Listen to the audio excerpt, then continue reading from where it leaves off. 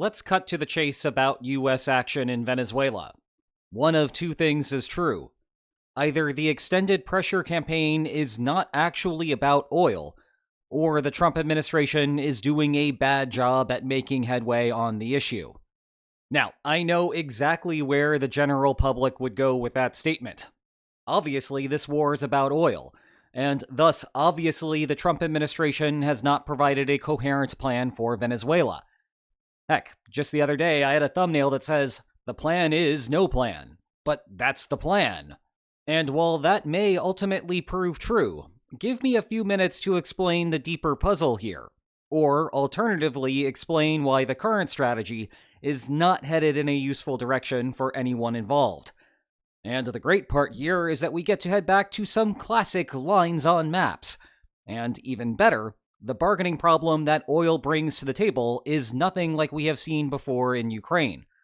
Oh, just a reminder, I am here to explain the geopolitical policies that states choose.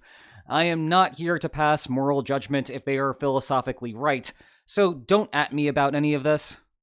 Anyway, you know the basics, at least as we consider the problem over territory. First, we need to estimate what the expected outcome of war is. Then we need to realize that war is costly, because all of the people who will die and all of the money that will be wasted on the enterprise. Convert those costs for Venezuela into square kilometers of land, and represent that with the space between the yellow and white lines. Finally, convert the US costs to square miles of land, and represent that with the space between the white and red lines. And that is all we need to conclude that the sides ought to settle at something in between the red and yellow lines, as fighting would produce a worse outcome for both than dividing in any manner within that bargaining range. They are all close to the war outcome, but no one has to suffer the costs. Okay, one way people conceptualize oil wars is in the basic sense of literally fighting over oil. I see that you have oil in your country, and so I fight you to take it. Think about Saddam Hussein invading Kuwait as a classic example. To riff on the visual, though, think of the territory as a quantity of oil, and we get the same expectation. Such an incentive does not explain war by itself. Fighting over oil is not as profitable as negotiating over it. And indeed, there are a ton of real-life agreements that define how to divide resource wealth, precisely because fighting wars is costly. They just tend not to make the news, because peace is boring and war is, unfortunately, interesting. Rather, the key for today is investment, and specifically investment in oil infrastructure. Indeed, if you follow the political discourse in Washington, the central concern about Venezuela is not the oil directly. It is about building the infrastructure necessary to pull the oil out of the ground. And that is what causes a bargaining problem. First though, since this is a video ultimately about investments, it is fitting to welcome in today's sponsor, Outskill. Look, AI's role in our lives in 2026 is only going to accelerate, kind of like the news cycle right now. Well, Outskill is the first ever AI-focused educational platform designed to accelerate AI learning for people like you and me. And they are hosting their 2-day AI Mastermind training live this Saturday and Sunday from 10 a.m. to 7 p.m. Eastern on both days. Moreover, right now is the perfect time to sign up, because you can get in absolutely free as a part of their New Year Upskilling Fest. The 16-hour training program has already built more than 10 million AI-first professionals worldwide, and is rated 4.9 out of 5 on Trustpilot. You will learn how to build AI agents that plan, write, execute, and report for you, as well as connect tools like Sheets, Notion, CRMs, and email to create profitable systems. And when you sign up, you will also get access to the 2026 AI Survival Hackbook, a comprehensive compilation of the upcoming AI shifts this year, plus $5,000 in bonus tools. Seats are limited, so go to link.outskill.com/WilliamJAN3 or scan the QR code on your screen to grab your seat today, or join their WhatsApp group to stay updated before the big blast. And thanks again to Outskill for sponsoring today's video. Back to our own investment problem. One thing that we have consistently assumed when using the line logic to analyze Ukraine is that the size of what is at stake remains static. However, when we are talking about oil in developing countries, this is not true. The size of what can be divided between the two depends on investment decisions made today that can only pay out later. If no one does anything, the pie to be divided is small. If there is a lot of investment, then the pie can get huge. Venezuela has the world's largest oil reserves after all, even if the oil itself is not of great quality. However, there are a couple of issues here that combine together to create a much larger problem. 1. Investors from outside of the country will have to disproportionately bear the cost of investment. In all likelihood, much of the investment will come from the United States, but Europe is likely to take part in it as well. Either way, Venezuela lacks both the capital and expertise to tackle the problem on its own, after neglecting the industry for decades. Some of that was foreign-imposed neglect, of course, but the general point still stands. Over the long run, this may even necessitate building additional refineries inside of the United States to handle all of the oil. Now, if this were a standard business transaction in a domestic setting, the investment would be a no-brainer. Yes, the capital outlay would be absurd, but the profits would be even more absurd. So sign a contract and get rich. Wait, did you catch what I just said? Sign a contract?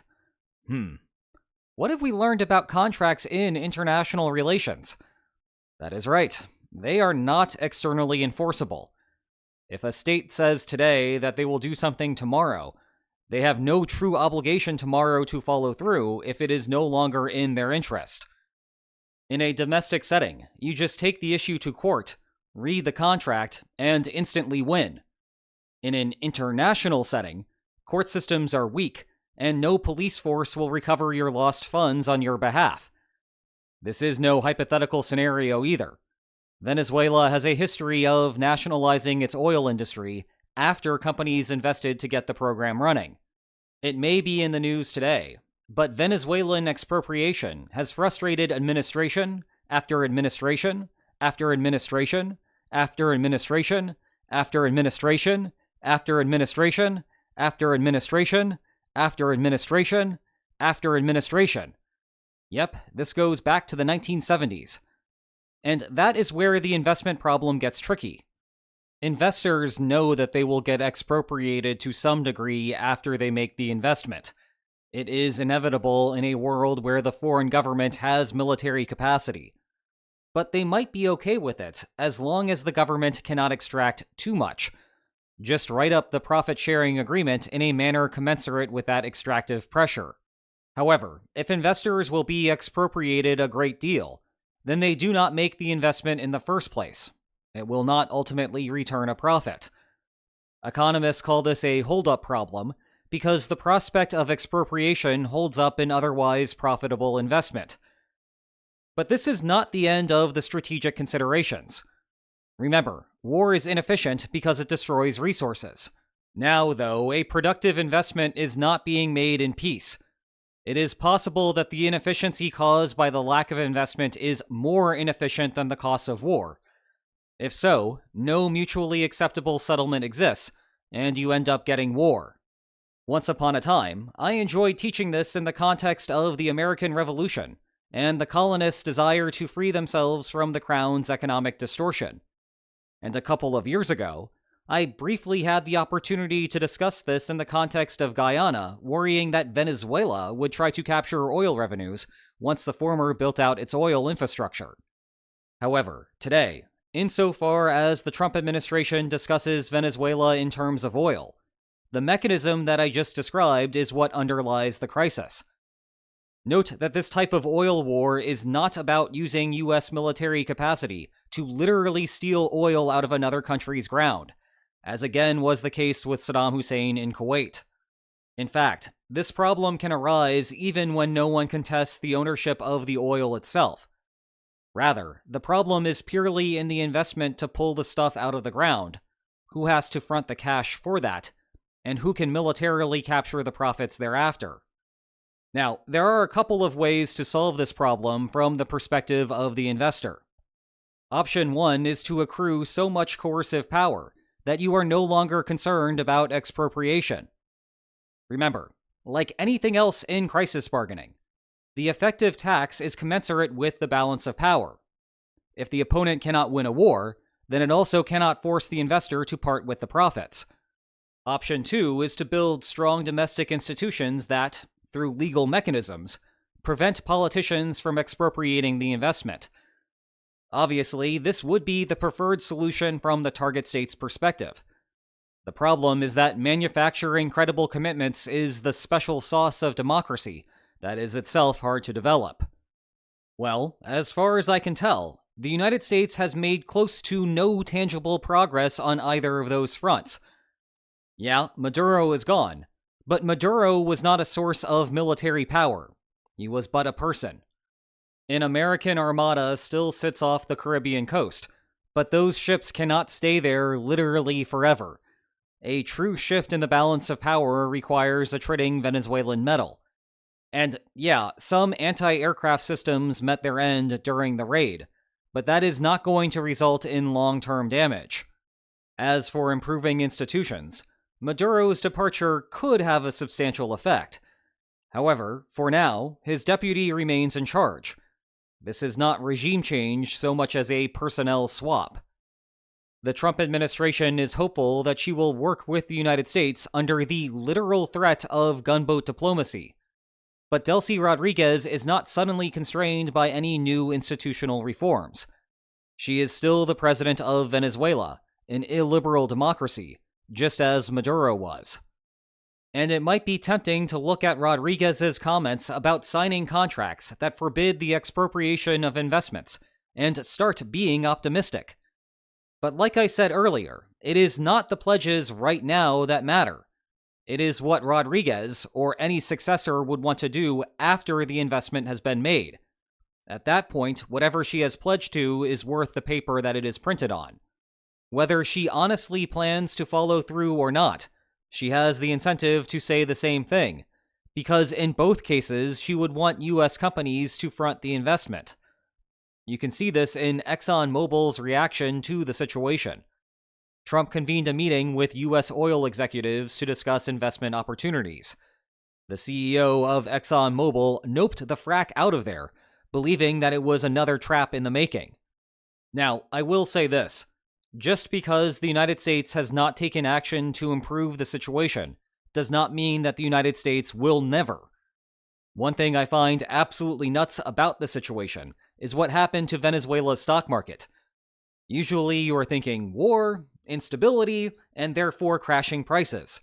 But nope. At the time of writing, the market is up 130%, consistent with the notion that Maduro was terrible for business, and whatever happens next cannot be as bad. Still, if the goal here is to secure oil, the easier conclusion to draw is that the administration is not doing a good job there. And that takes us to the final point of the day. Maybe Venezuela policy is not about oil, or not all about oil. I feel slightly silly for making this suggestion right after discussing a White House meeting with oil executives about Venezuela, but hear me out. The folks in the Trump administration seem relatively united on military action in Venezuela, though their motives are all over the place. Some worry about its connection to China and Russia, with Maduro's departure aimed at removing an opposing pawn from the board. Some worry about Maduro's human rights record and refusal to step down after losing an election, instead choosing to fabricate the vote tallies. Yet others very much do care about the oil. Of course, even the other two camps must think about the oil to some degree. It is impossible not to, given that Venezuela has the world's largest reserves. But a reasonable question to ask is whether oil is driving the current policy. And as far as we can tell, Marco Rubio is quarterbacking everything here. With Rubio squarely in the camp of supporting military action in Venezuela because Maduro refused to surrender power, it would not be surprising that Rubio is crafting policy based on maintaining domestic order in Venezuela, rather than resolving holdup problems with oil. He just does not find the business aspect of it to be super captivating. As it stands, the plan that Rubio has articulated is for Rodriguez to stay in control of the government for as long as it takes to oversee an orderly transition. using threats of further military action and withholding of oil revenue to force her to stay in line. If there is any argument for why oil is still the underlying concern here, it is that long-term investments in the country will only work if there is no civil war in the interim. Just look at Iraq if that requires further elaboration. Thus, making progress toward resolving the holdup problem must be secondary. Either way, the situation remains far from a resolution. Meanwhile, you can be resolved to learn more about the Venezuela crisis by checking out this playlist on the subject. And if you enjoyed today's video, then please like, share, and subscribe, and I will see you next time. Take care.